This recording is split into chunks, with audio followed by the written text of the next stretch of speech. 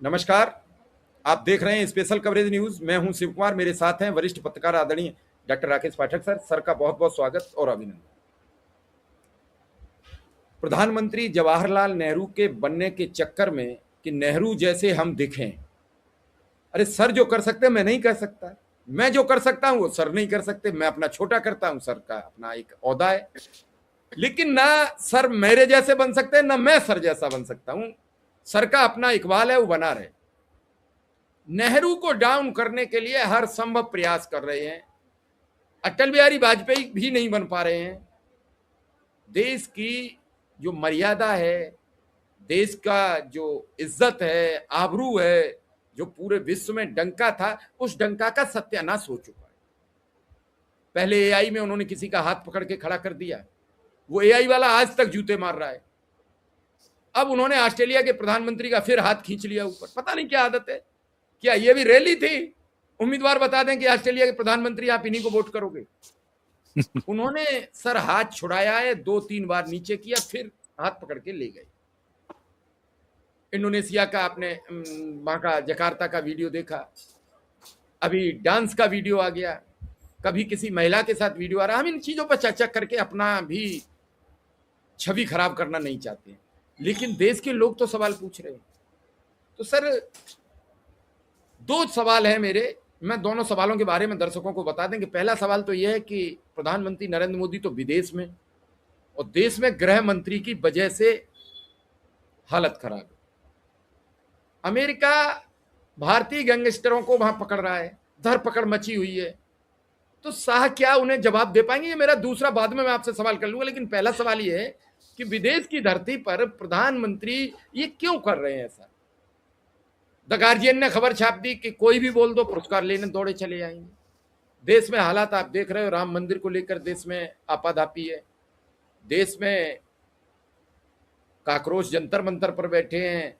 NSUI और युवा कांग्रेस रोज NEET के पेपर को लेकर कर रहा है। इस दौरान यूजीसी नेट का और आउट हो गया पेपर। क्या करोगे?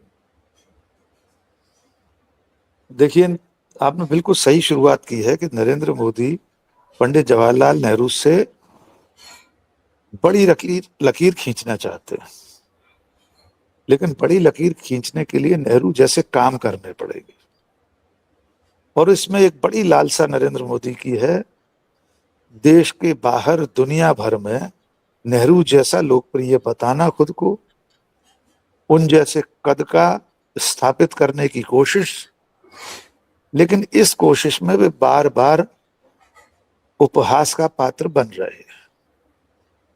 किसी भी देश के प्रधानमंत्री की विदेश यात्राएं सिर्फ इसलिए नहीं होती हैं कि वो उस देश में जाकर नृत्य संगीत देखे, प्रायोजित भीड़ जुटाई जाए, वहां का दूतावास और एजेंसियां मिलकर कुछ ऐसे लोगों की भीड़ जुटा लें जिनमें से कोई एक अंधभक्ति की चरम सीमा पर पहुंचकर कह दे कि हमने आज नरेंद्र मोदी को देख लिया है।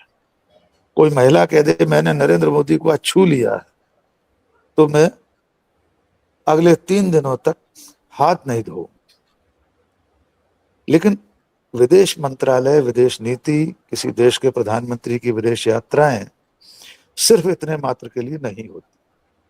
अब उसमें से भी बाकी कसर ऐसे पूरी हो जाती है कि नरेंद्र मोदी जी विदेश जाकर जिस तरह से स्कूल स्तर के गणित के समीकरण बताते हैं, जैसे इंडोनेशिया में उन्होंने 1+7 8 बता दिया, 2+6 = 8, 1+7 = 8, वैसे ही ऑस्ट्रेलिया जाकर 1+1 = 2 और फिर 1 और 1 साथ रखकर 11 ये तस्वीर हमने आपके सामने लगा दी है हमारे प्रधानमंत्री के साथ। ये तो हम तो कंगारू।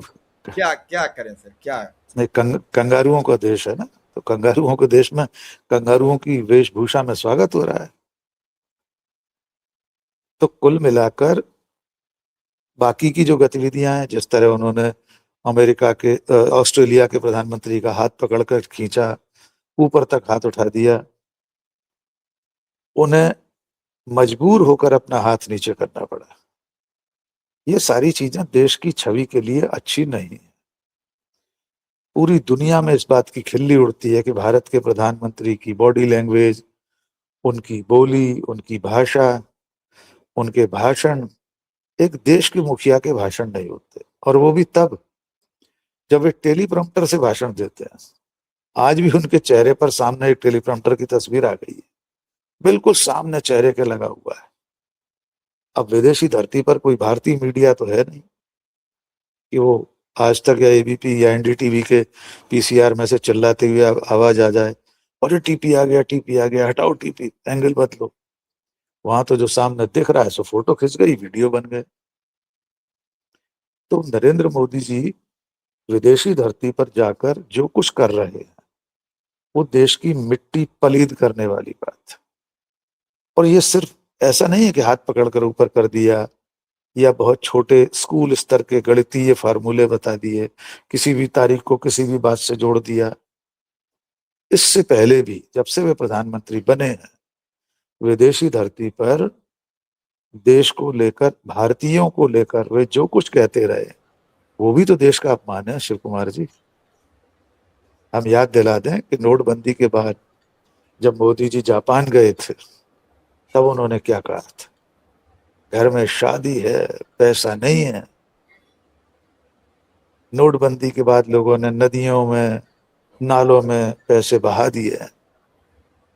तो क्या भारत के लोगों को ब्लैक मार्केटियर बता रहे थे विदेशी धरती पर, नकली नोट रखने वाला बता रहे थे? क्या साबित करना चाहते थे विदेशी धरती पर? और एक उनका चर्चित बयान, 2014 से पहले लोग सोचते थे न जाने कौन से पाप किए थे जो भारत में पैदा होना पड़ा, ये भी कोई देश है, ये भी कोई लोग हैं, चलो छोड़कर चले जाते। इससे ज्यादा देश का अपमान और कोई कर नहीं सकता।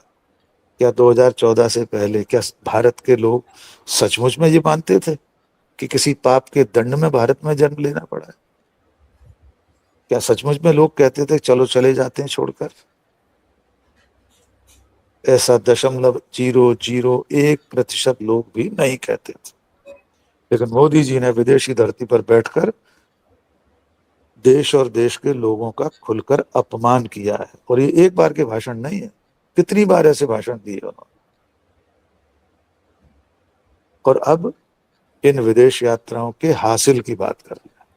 ठीक है, उनके गले में 33 देशों के सम्मान के तमगे लटके, जिसको लेकर द गार्डियन ने लिखा है कि आप उन्हें कोई पुरस्कार सम्मान दे दीजिए, वे दौड़े दौड़े चले जाएंगे। टिम्बकटू नाम का देश भी अगर अवार्ड देगा तो वे वहां पहुंच जाएंगे।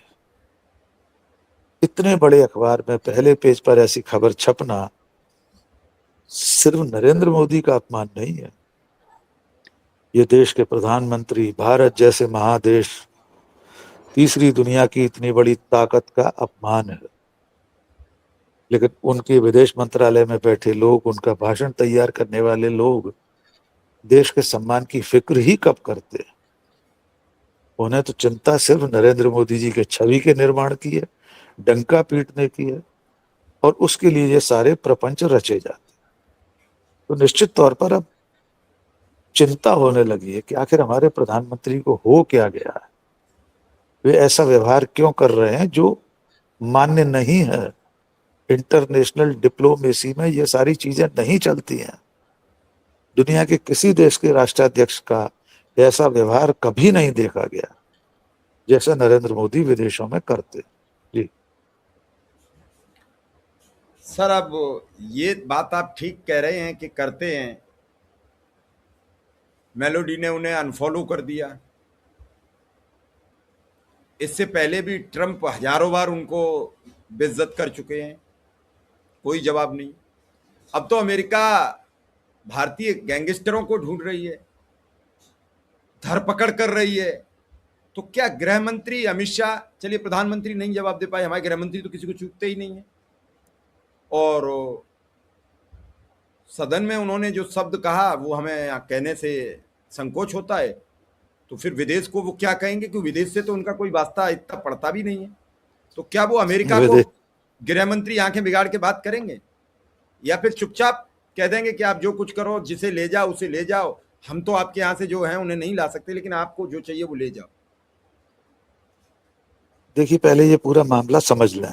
एक तो बड़ी अच्छी बात आपने कही, केंद्रीय गृह मंत्री अमित शाह विदेश नहीं जाते हैं। हमारे दर्शक जरा खोज करके बता दें कि अंतिम बार अमित शाह विदेश कब गए थे। सर वो राम संभवतः मंदिर भी नहीं 2000। जाते हैं, वो राम, ये भी लाइन आप बता दो दर्शकों को, राम मंदिर भी नहीं जाते हैं। राम मंदिर भी नहीं जाते, आज तक नहीं गए, शायद गृह मंत्री बनने के बाद आज तक नहीं गए। उसके पहले कभी गए हों तो हमें मालूम, लेकिन जहां तक विदेश यात्राओं का प्रश्न है, 2006-08 के बाद से आज तक वे विदेश नहीं गए। अब अमेरिका की federal bureau of investigation, FBI, और अमेरिका के न्याय विभाग ने कल जो डंडा चलाया है भारतीय गैंगस्टर्स के खिलाफ, भारत के अंडरवर्ल्ड के तथा कथित डॉन्स के खिलाफ, वो भी भारत की इज्जत पर बट्टे की तरह है। और उसमें सबसे ज्यादा कटघरे में आने वाले व्यक्ति हैं देश की आंतरिक सुरक्षा के जिम्मेदार केंद्रीय गृह मंत्री अमित शाह। हम थोड़ा सा दर्शकों को बता दें कि आखिर डिपार्टमेंट ऑफ जस्टिस अमेरिका और FBI ने क्या किया। FBI बहुत लंबे समय से, कई सालों से लगातार जांच पड़ताल में लगी हुई थी कि अमेरिका, कनाडा, यूरोप के और दूसरे देशों में हत्या, हत्या की कोशिश, हत्या की साजिश, चौथ वसूली, फिरौती, लोगों को धमकी देने, इस तरह के जो अपराध हैं उनमें भारत के गैंगस्टर्स शामिल हैं। दो बड़े मुद्दे अमेरिका और कनाडा की सरकार की निगाह में थे। पहला तो था अमेरिका में गुरपतवंत सिंह पन्नू की हत्या की साजिश का, जिसमें रॉ के तत्कालीन चीफ सामंत गोयल, रॉ का एक अधिकारी वो विशाल यादव, और एक कारोबारी अमेरिका में रहने वाला गुप्ता, ये सारे लोग उसमें नामजद हैं। वो गुप्ता तो गिरफ्तार है, जेल में है मैनहट्टन में। पन्नू अमरीकी नागरिक, उसकी हत्या की साजिश में भारत के लोग, भारत के अधिकारी और भारत के अंडरवर्ल्ड के क्रिमिनल पाए गए। दूसरा मामला है कनाडा का। वहां पर एक खालिस्तानी कार्यकर्ता हैं, उनकी हत्या हो चुकी थी निज्जर हत्याकांड में भारत के अंडरवर्ल्ड के जेलों में बंद अपराधियों के नाम आए जिन्होंने सुपारी ली थी हत्या की, और उन्हीं के गैंग के कनाडा में सक्रिय जो बदमाश थे, गुंडे थे, शूटर्स थे, उन्होंने निज्जर की हत्या की थी। ऐसे कई और मामले थे। एक और मामला था जिसमें पंजाब पुलिस के एक सब इंस्पेक्टर, उसके ऊपर आरोप था कि उसने पंजाब में रहने वाले कुछ लोगों के जो अमेरिका में परिजन हैं उनसे करोड़ों रुपए की फिरौती मांगी थी।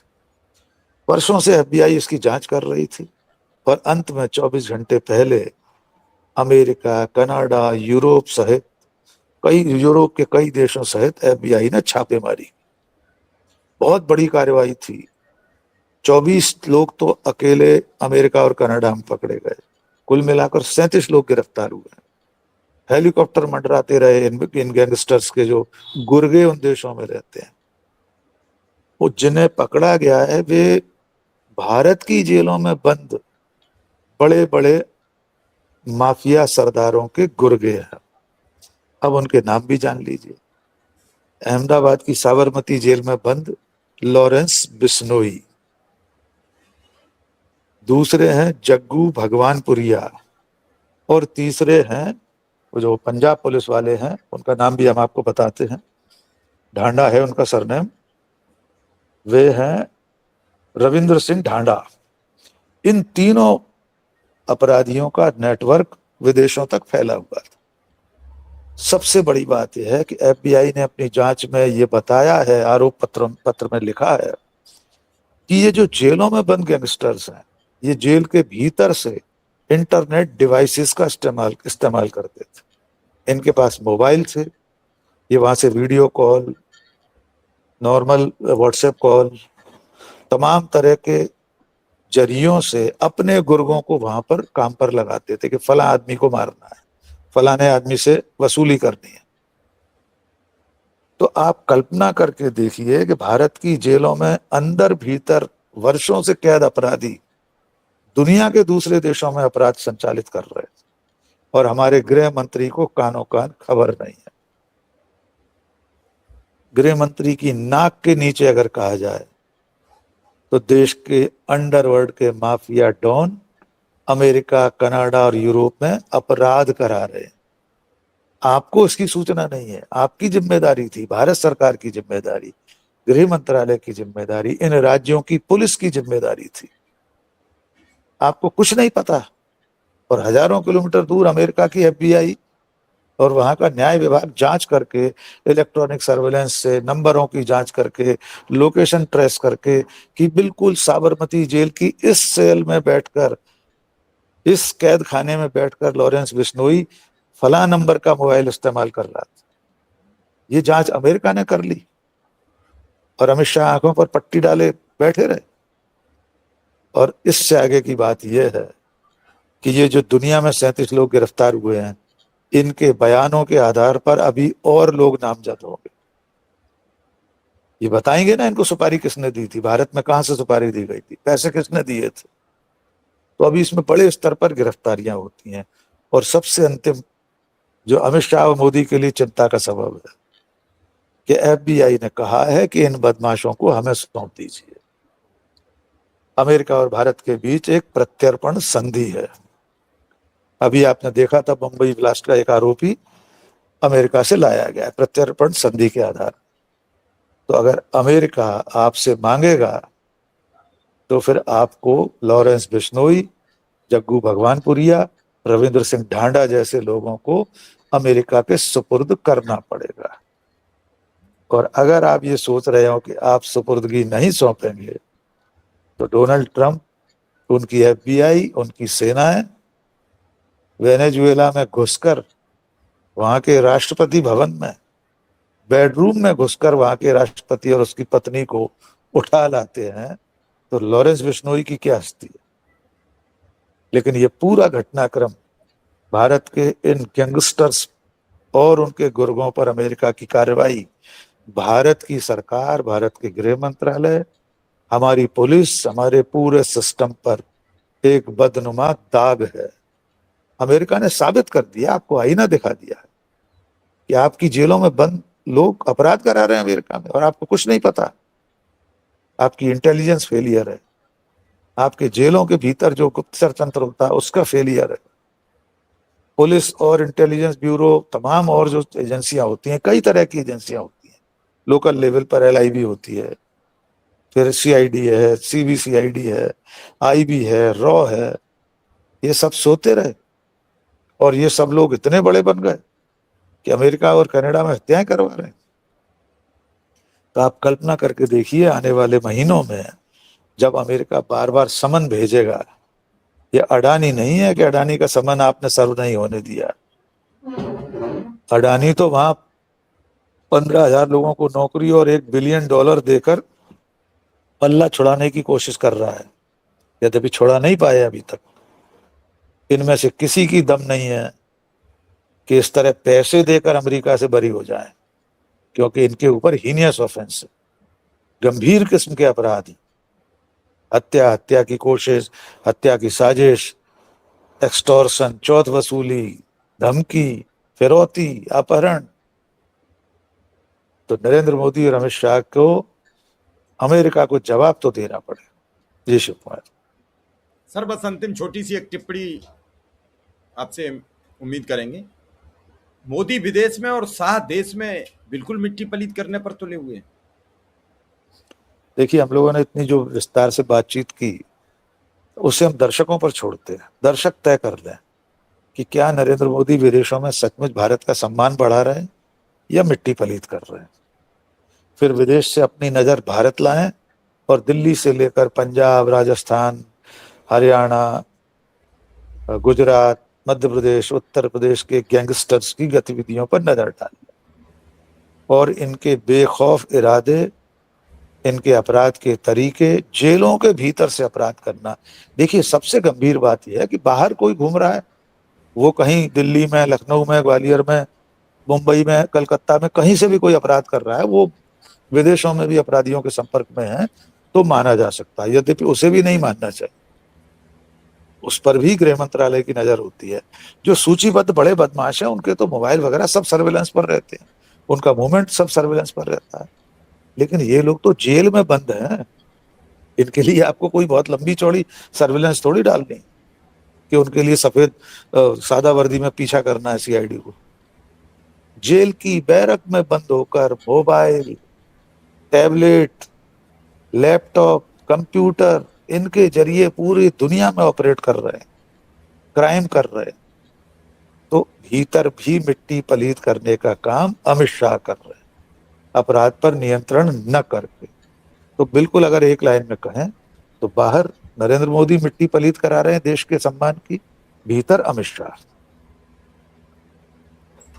चलिए सर, अब दर्शकों पे आपने छोड़ दिया है तो दर्शकों के सवाल की प्रतीक्षा करेंगे, लेकिन अभी अभी जब हम और आप प्रोग्राम रिकॉर्ड कर रहे हैं तो पुलिस से गुड़गांव में मुठभेड़ हुई है। अभी जस्ट 1 मिनट पहले खबर आई है, 4 बदमाश मारे गए। एक अपहरण का मामला था, 3 पुलिसकर्मियों को गोली लगी है। देखते हैं क्या दिन में इसका हकीकत है खबर का उसकी। असर होता है, क्या सच सामने आता है। फिलहाल आपसे विदा लेंगे, आपने समय दिया इसके लिए आपका बहुत बहुत आभार, बहुत बहुत धन्यवाद। Thank you.